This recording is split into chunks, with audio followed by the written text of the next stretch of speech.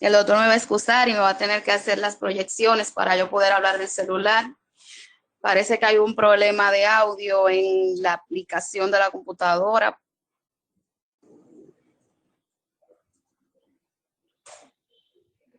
Perfecto, yo te aviso.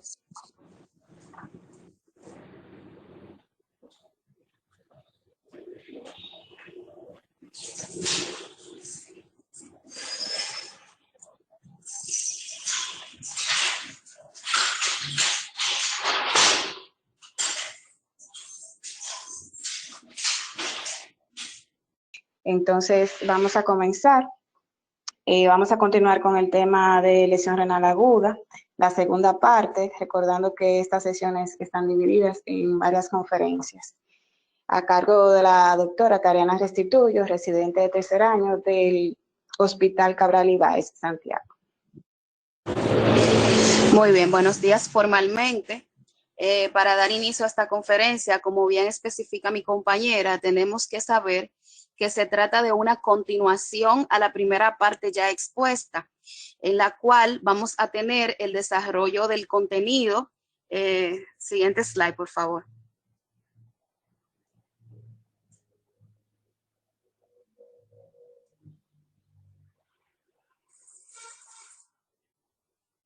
En el desarrollo del contenido vamos a tratar el diagnóstico de la enfermedad. Al igual que en todas las entidades clínicas, nosotros sabemos que tiene una parte primordial la evaluación clínica y los estudios paraclínicos que incluyen pruebas de serología, prueba urinaria y pruebas de imágenes para auxiliarnos, así como también el tratamiento, que en el caso de la entidad en cuestión, pues tiene dos vertientes. Un tratamiento dialítico y un tratamiento no dialítico. En nuestro caso será competencia de la exposición el tratamiento conservador o tratamiento no dialítico y algunas pinceladas con respecto al pronóstico.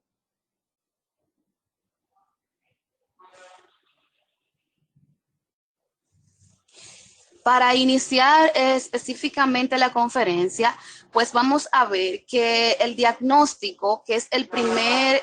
slide a tratar, va a constituirse de varios pasos a seguir de forma sistematizada y los cuales conviene conocer para poder entonces llegar al diagnóstico de la forma más precoz y certera posible. Es importante señalar que tanto la Sociedad Española de Nefrología como nuestra guía norteamericana nos establece que debemos siempre partir de lo más simple a lo más complejo y que al igual que en toda situación, cualquier entidad clínica, pues lo primero es el historial clínico. Seguido, entonces, por la bioquímica de urgencia, a lo cual se atribuye las pruebas de serología básica que nosotros conocemos, así como el examen general de orina y las pruebas de funcionalidad que vamos a ver más adelante. También las pruebas de imágenes que señalamos aquí, la ecografía abdominal como la prueba inicial en el estudio del paciente renal, las pruebas de laboratorio programadas, que son otros tipos de pruebas dependiendo el contexto clínico en el cual nos encontremos y que incluyen a los nuevos marcadores de lesión renal, que si bien es cierto que no son competencia de esta conferencia, pues lo mencionaremos, aunque se detallarán en la conferencia siguiente. Otras pruebas de imágenes cuando la ecografía abdominal no es del todo útil y ya como bien nos establece la literatura, pues a veces es necesario, dependiendo del contexto clínico en el cual nos encontremos, llegar a lo más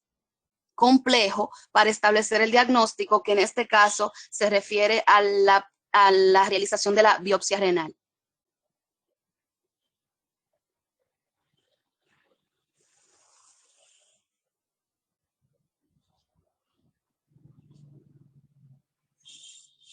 En este slide, como se puede ver, historial clínico. En el historial clínico es necesario establecer varias cosas. Dentro de ellas, ¿ha estado la persona expuesta a sustancias tóxicas? ¿Tiene algún drenaje de secreciones abundantes? ¿Sangrado activo? ¿Está en un proceso de gastroenteritis? Los antecedentes vasculares de esa persona, si se ha sometido a exploraciones radiológicas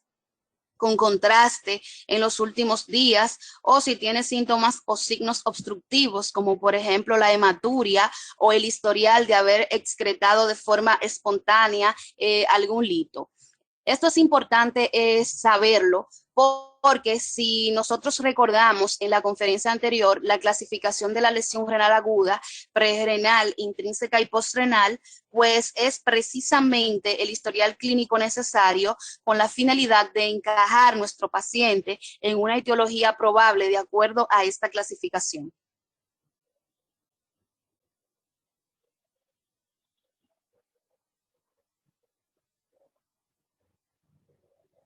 En la exploración física, nosotros sabemos que todo historial clínico consta de esa parte que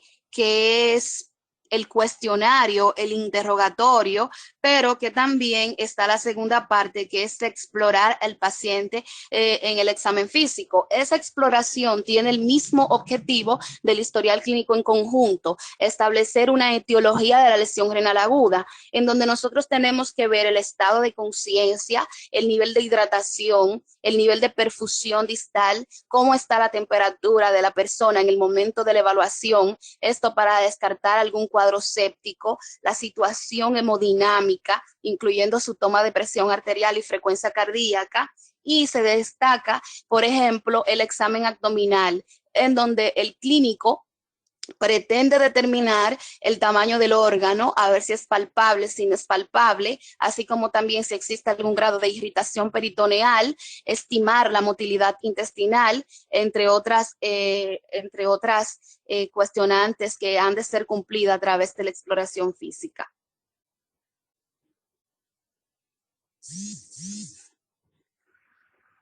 Como bien señalábamos, para detallarlo, la bioquímica de urgencia se refiere a los análisis básicos y a los parámetros de funcionabilidad. Y si vemos en el próximo slide,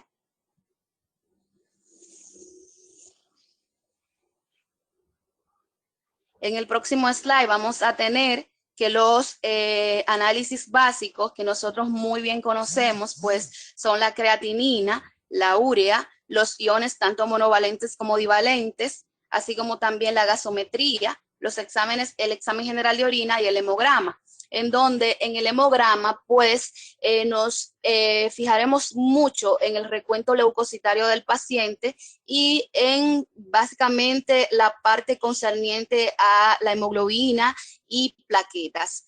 En el próximo slide se hace alusión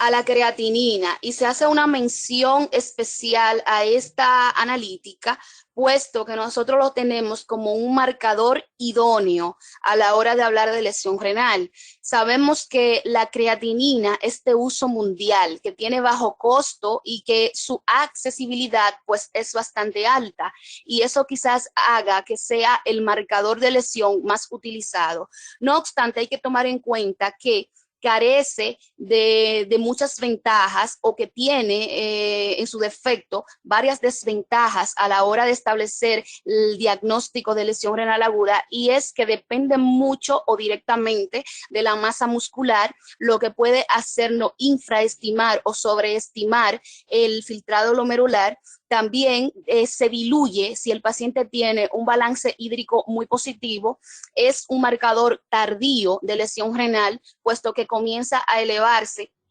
24 a 48 horas luego del daño, y normalmente cuando vemos alteración de la creatinina ya existe un daño del riñón que supera el 50%, lo que significa que estamos retrasados en el diagnóstico de dicha entidad y por ende en el tratamiento oportuno.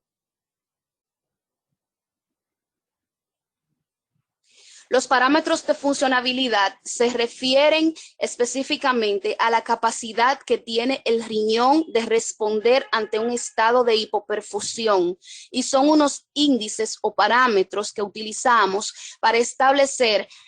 o inferir si se trata de un daño funcional o si se trata de un daño renal establecido. Dicho de otra forma, establecer si se trata de un daño prerrenal o si se trata de un daño parenquimatoso per se. El daño prerrenal hace alusión al hipoaldosteronismo secundario y al aumento de la hormona antidiurética que se desarrolla de manera compensatoria y que explica prácticamente todas las alteraciones que se pueden visualizar en la tabla.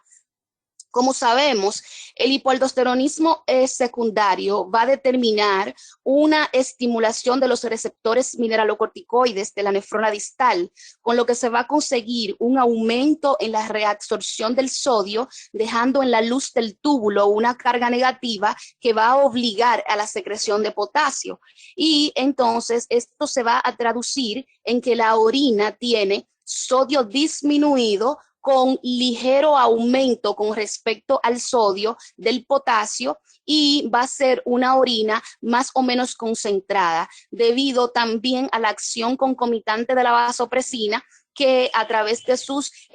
acuoporinas, tanto dos, en el caso de pasar de la luz del túbulo el agua hacia la célula, y en el caso de el intersticio hacia el torrente circulatorio, acuoporina 3 y 4, pues vamos a hacer que la osmolaridad de la orina aumente y sea un tanto concentrada, como lo especifica la tabla, mayor de 450 a 500 miliosmoles kilo. Esta osmolaridad en orina, en el caso de estar ausente o no ser posible su cálculo, podemos ayudarnos o auxiliarnos de la densidad urinaria para inferir el grado de concentración que tiene esa orina. Y esto básicamente, si recordamos la densidad urinaria mayor de 1020, pues nos hace pensar que el paciente ya más o menos tiene una orina concentrada, recordando que el límite máximo de la superioridad 1030. Y más o menos cuando nos encontramos en un 1010, pues podríamos inferir que ya estamos a una osmolaridad similar a la del plasma.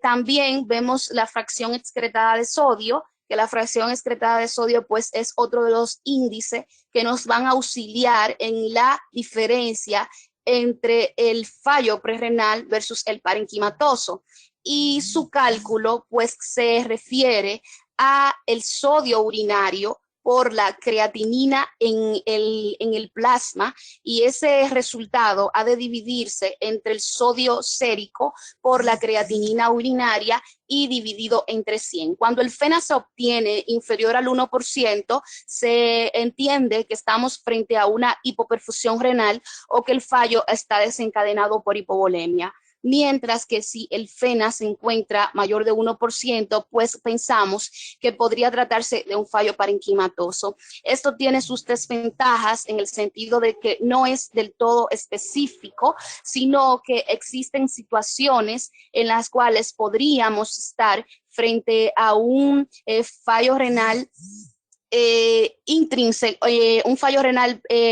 no de característica prerrenal, sin embargo no aumentar el FeNA mayor de 1. También podemos ver aquí, auxiliarnos de índices como el nitrógeno ureico urinario entre el nitrógeno ureico sérico, que básicamente hace alusión a la determinación de urea, y también la parte de la creatinina sérica entre la creatinina urinaria y el índice de fallo renal, que va a ser útil, bastante útil, el índice de fallo renal, determinando el sodio urinario por la creatinina sérica entre la creatinina urinaria y obteniendo un porcentaje para inferir si se trata de un valor funcional o de una nefropatía establecida. Estos índices, como bien señalamos, pues son parámetros a establecer de primera instancia a la hora de esclarecer la etiología del fallo renal. En el siguiente slide también nos podemos auxiliar de pruebas de imágenes.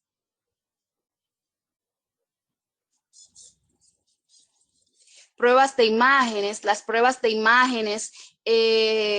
básicamente, pues la sonografía es un patrón de oro a la hora de nosotros establecer el diagnóstico de la lesión renal aguda, y es que la morfología del riñón ha de cambiar atendiendo a la entidad clínica sobre la cual nos encontremos, o atendiendo a la data o cronología de la infección enfermedad renal en sí. Entonces vamos a encontrarnos con varios hallazgos. Dentro de ellos vamos a tener en la primera imagen, como podemos ver en la imagen de arriba, un riñón normal con tamaño y ecogenicidad normal, lo cual hace alusión a una lesión renal aguda per se. Pero cuando nosotros tenemos datos como por ejemplo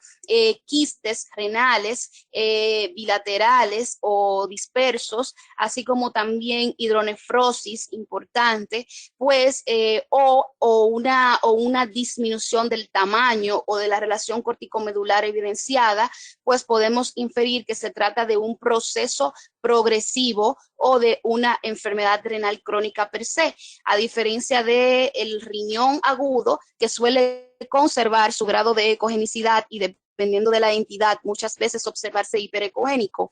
y a su misma vez conservar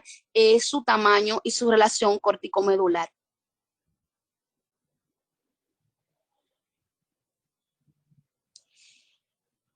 Ahí vemos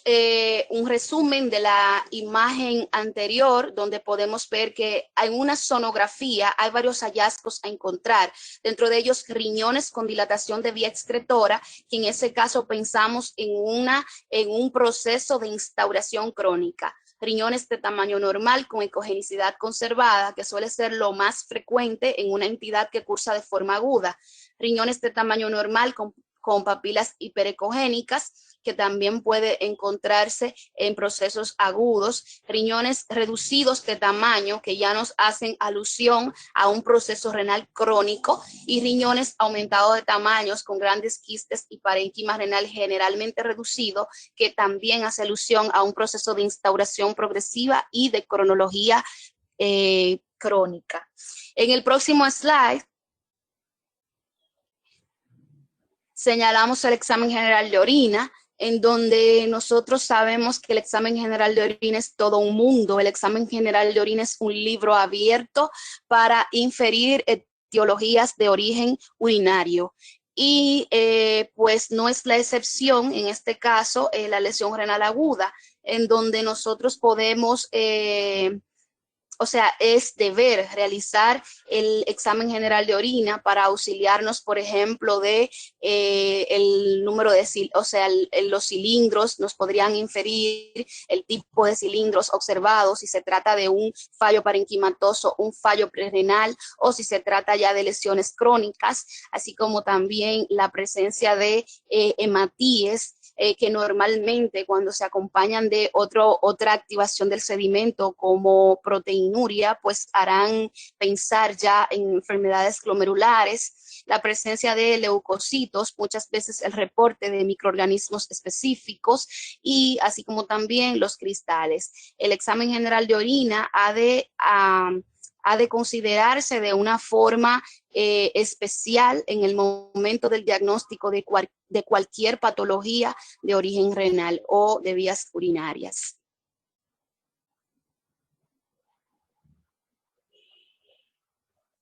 Existen pruebas específicas que no se mandan a hacer de forma rutinaria, sino dependiendo el contexto clínico en el que nos encontremos. Si sospechamos que el paciente puede estar cursando con algún tipo de vasculitis, tipo, por ejemplo, poliangeitis microscópica o angeitis granulomatosa, pues podríamos mandar a hacer anticuerpos anticitoplasma de neutrófilo en sus dos variantes, sea ANCA, PANCA. En el caso de que se sospeche de lupus o de esclerodermia, los anticuerpos antinucleares suelen ser mandatorios, y en el caso de que sospechemos de síndrome antifosfolípido, pues también se podrían hacer sustancias específicas como los títulos de anticardiolipina, beta 2, glicoproteína y anticoagulante lúpico. Esto cabe destacar que no son pruebas rutinarias a la hora de establecer el diagnóstico de una lesión renal aguda, sino que dependerán de nuestra sospecha como clínico y del paciente que tengamos enfrente.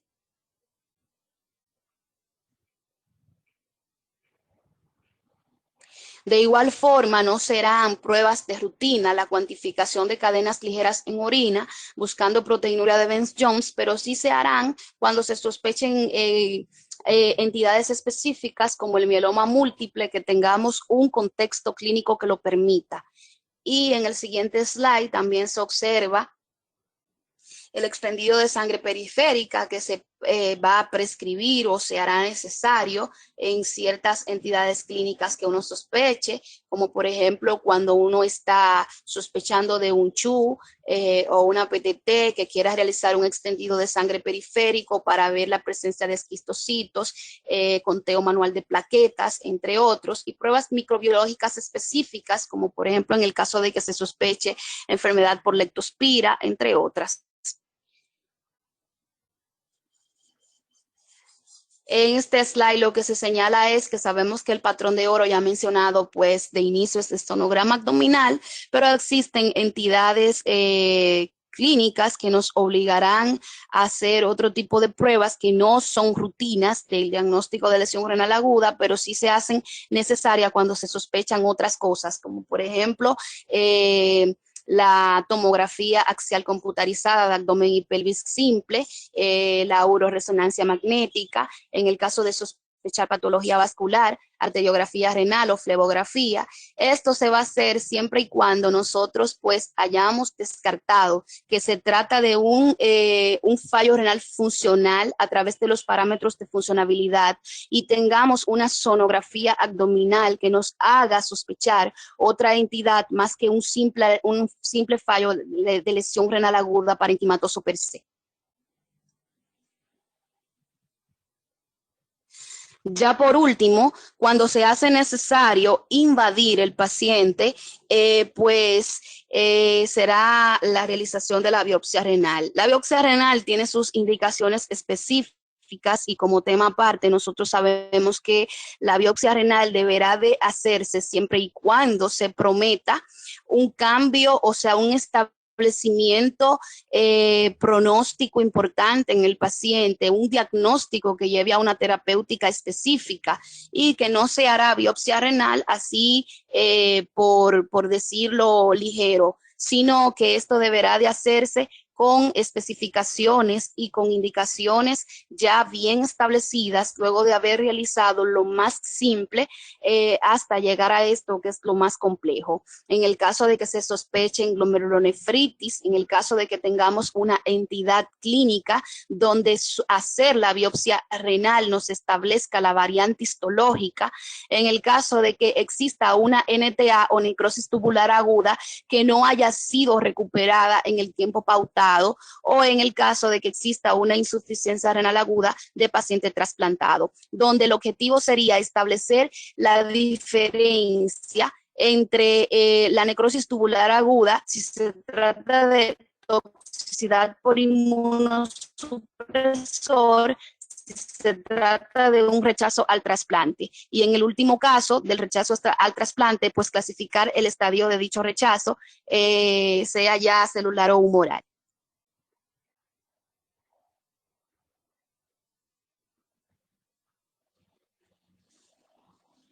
Los nuevos biomarcadores son competencia de la conferencia siguiente, pero no podemos pasar al tratamiento sin antes señalar que los nuevos biomarcadores, pues, dadas las limitaciones que tenemos con la creatinina ya mencionada, pues han sido desarrollados con el objetivo de realizar un diagnóstico precoz del daño renal para permitir de forma anticipada una actuación, establecer el diagnóstico diferencial entre diferentes patologías y establecer una estratificación pronóstica. Sabemos que los biomarcadores, o lo sabremos en más detalles, podrán determinarse e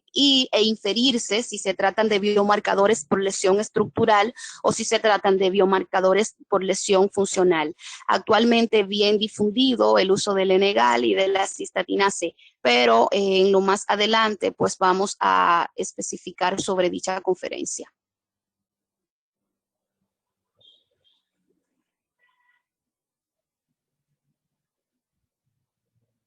Siguiente. Bien, en el tratamiento nosotros tenemos dos tipos de modalidades de tratamiento. Decíamos que hay un tratamiento que es el que nosotros comúnmente llamamos manejo conservador y un tratamiento que es el tratamiento de reemplazo renal. En el caso de nuestra conferencia, pues nos vamos a ubicar en el tratamiento no dialítico o tratamiento a base de manejo conservador.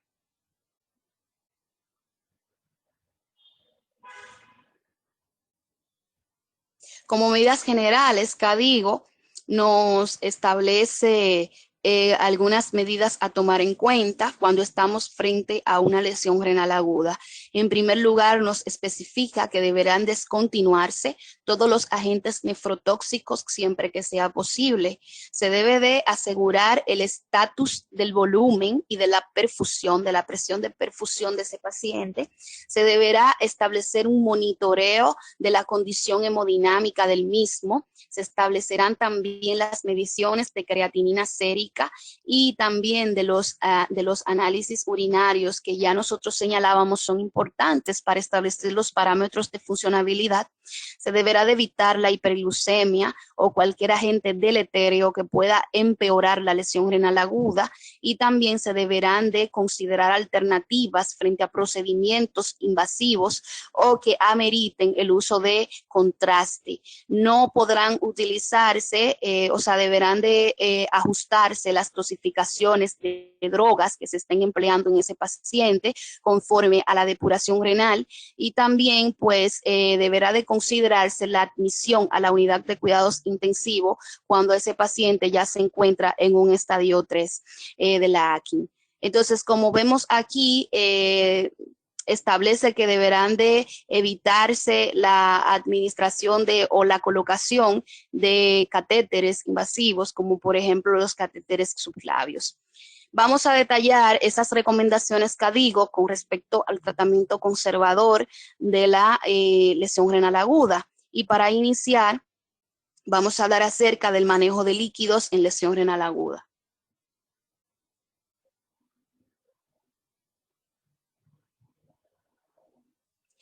En el manejo de líquidos en lesión renal aguda, nosotros tenemos que establecer una reanimación hídrica correcta, y esa reanimación hídrica correcta deberemos de hacerlo en un lapso de tiempo de 6 a 12 horas, nos establece la guía, para poder asegurar la recuperación oportuna de la volemia, recordando que la principal razón o la principal causa de un fallo renal intrínseco es un fallo prerrenal que no se corrigió. Entonces, habrá que establecer la reanimación hídrica oportuna. Se deberá de evitar el balance hídrico positivo a partir del segundo día de estancia hospitalaria, y tendremos que tomar en cuenta que para todo tipo de reanimación inicial, las soluciones cristaloides serán las de elección. Inclúyase aquí el solución salino, el lactato en Ringer, evitando los coloides para casos específicos.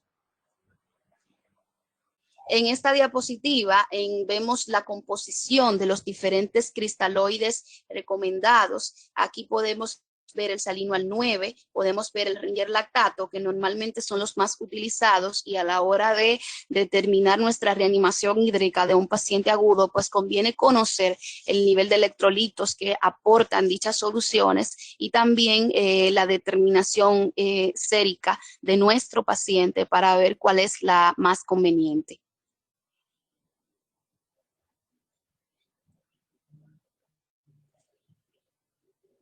Se realizó un estudio en el cual se comparó soluciones cristaloide versus las soluciones, se comparó, básicamente fue el lactato versus la solución salino al 0.9%. En el caso del estudio, pues se arrojó que no hubo diferencias en la incidencia de lesión renal aguda en los pacientes que recibieron lactato versus la solución salino al 0.9%. Cabe destacar que hay literaturas que establecen que el lactato en Ringer se asocia a una menor incidencia de lesiones agudas, esto último porque las soluciones salinas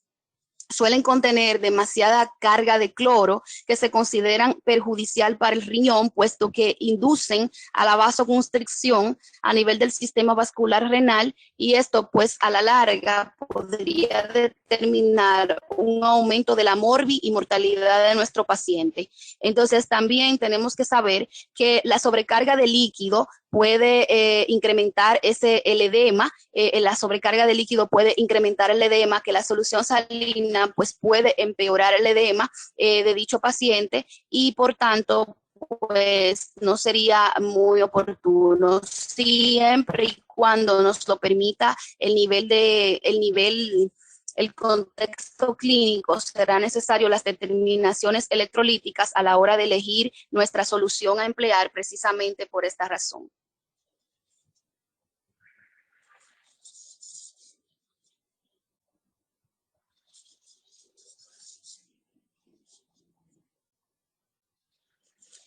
Las infusiones de bicarbonato van a ser permitidas siempre y cuando nosotros tengamos un paciente con una acidosis que tenga anion gap normal o elevado, como se trató en conferencias pasadas, infiriendo entonces que se trata de una acidosis por fallo renal. Y en lo que concierne a las transfusiones, se harán cuando sean estrictamente necesarios. CADIGO no recomienda que se hagan transfusiones de forma desproporcionada, sino que se hagan cuando exista una hemoglobina inferior a 7 o el paciente se encuentre hemodinámicamente inestable. Las plaquetas serán transfundidas en trombocitopenia severa con manifestaciones de sangrado cuando exista trombocitopenia con programación de una cirugía mayor o cuando las plaquetas se encuentren por debajo de 10.000, donde invariablemente será necesario la transfusión de plaquetas. Y el plasma fresco congelado se va a reservar para los casos en los cuales exista coagulopatías evidenciadas.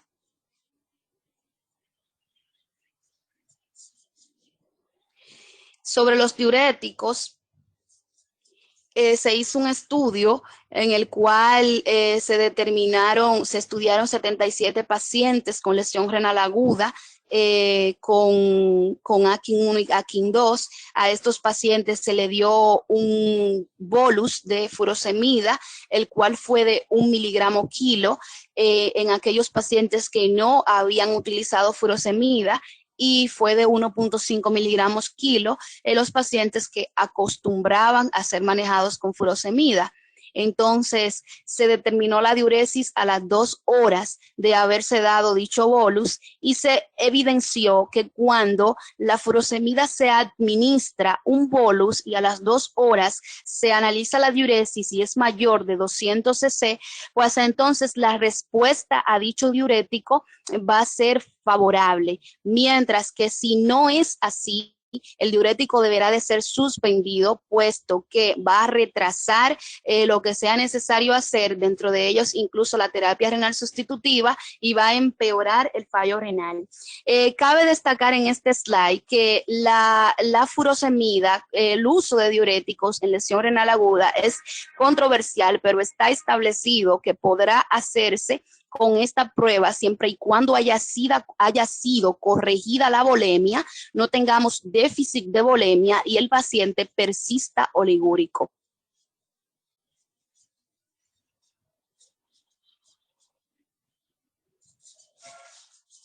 En cuanto al manejo de vasopresores en la lesión renal aguda, pues vamos a señalar lo siguiente. La lesión renal aguda merece tener en cuenta la PAM, porque la PAM nos va a asegurar la presión de perfusión renal.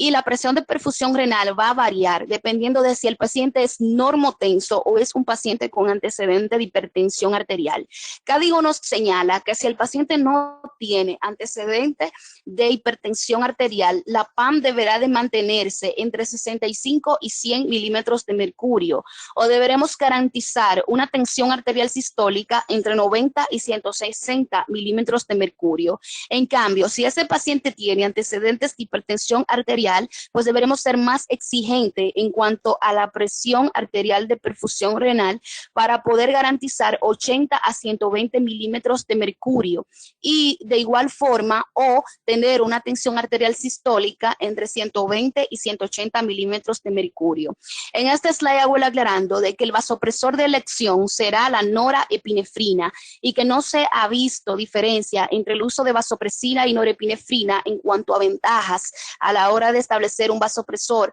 para garantizar dicha presión arterial de perfusión renal. Entonces, en este contexto, pues cabe decir también que si para garantizar la presión arterial de perfusión renal es necesario que aunque el paciente no tenga valores de shock, se utilice este vasopresor, pues la guía lo recomienda. En cuanto al manejo nutricional y de medicamentos, en el estadio 1 y 2 vamos a tener que en estos estadios 1 y 2 el aporte calórico deberá de ser prácticamente completo de 30 a 35 kilocalorías, kilogramos días, con un aporte proteico que va de 1 a 1.4 gramos, kilogramos día. Ya en el estadio 3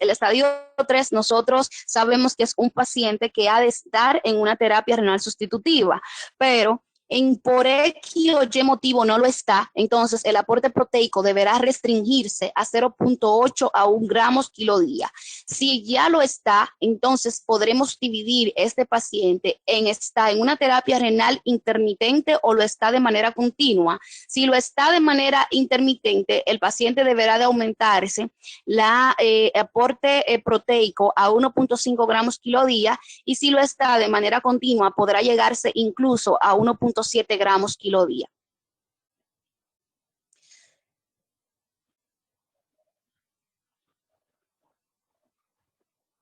Sobre el uso de medicamentos, deberán de evitarse todos los tipos de nefrotóxicos, así como también los medios de contraste iodado, y en el contexto de una lesión renal aguda deberá de evitarse el uso de gadolinio, empleado para resonancia magnética. También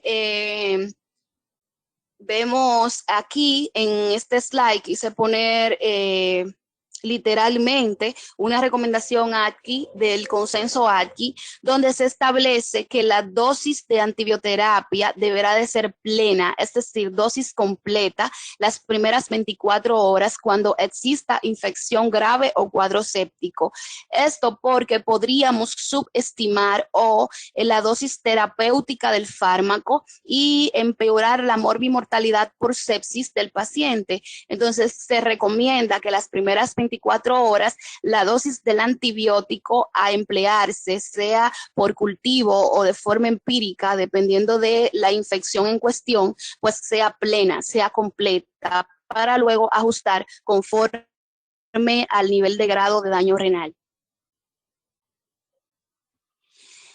Este slide solamente lo mencionaré, puesto que nosotros sabemos que el manejo dialítico será competencia de la conferencia siguiente, pero ahí podríamos observar que cuando el manejo conservador no ha determinado la solución de la entidad, o cuando existan indicaciones como las observadas en la diapositiva, pues directamente tendremos que darle paso a la terapia renal o la terapia de reemplazo renal, y que cuando esta es inminente, un retraso en la misma para manejarlo de manera conservadora, pues va a empeorar la mortalidad y el pronóstico a largo plazo de dicho paciente.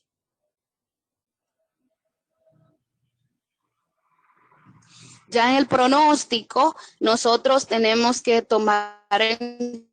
cuenta que este depende de la duración de la falla renal aguda, así como también de si el paciente